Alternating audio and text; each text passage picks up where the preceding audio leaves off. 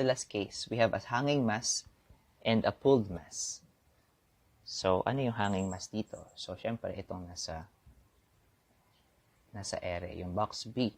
Connected sa box A by means of a rope. Tapos, ito yung box A, yun yung nahihila. Okay? So, under the influence of gravity, box B will go down, di ba?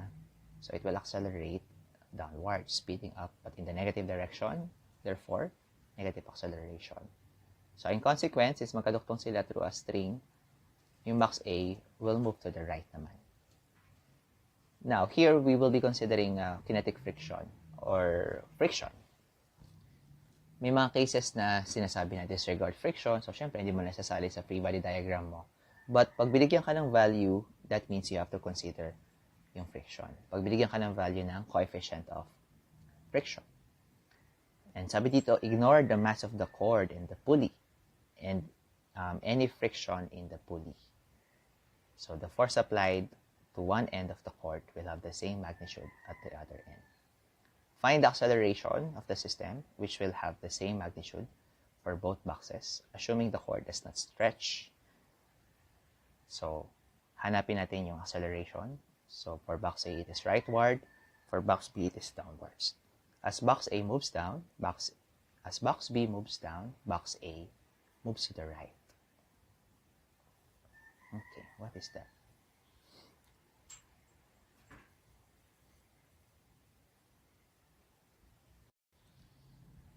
Okay, the first thing to do is to draw a free body diagram.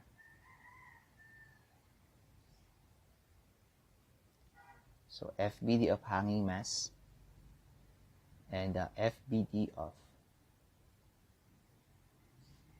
pulled mass.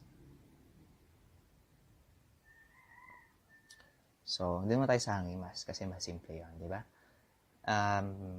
Of course, may siyang weight. And tension is counteract ng weight.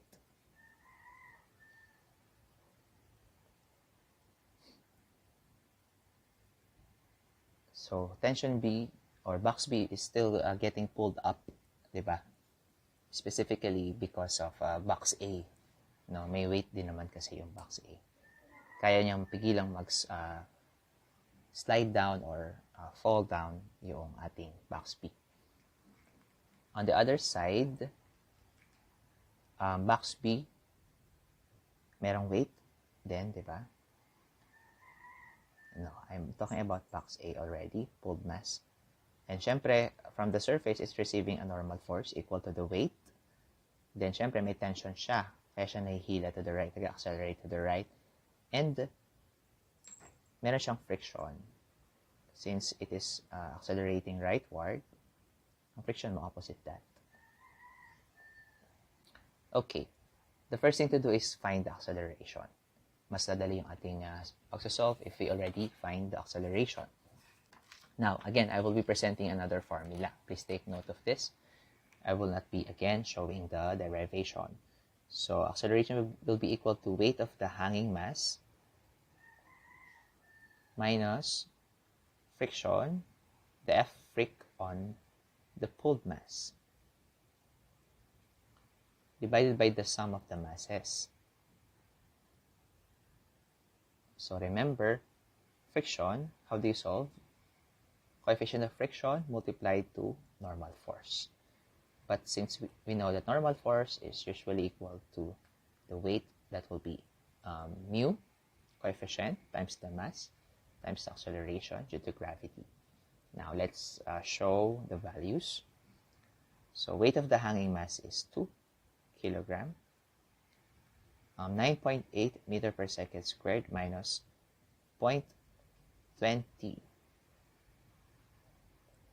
Mass of the pulled mass, that's 5 kilogram. Ayan, presence of mind again, para tama yung masulat mo mga masses. Ano? And then 2 plus 5 kilograms.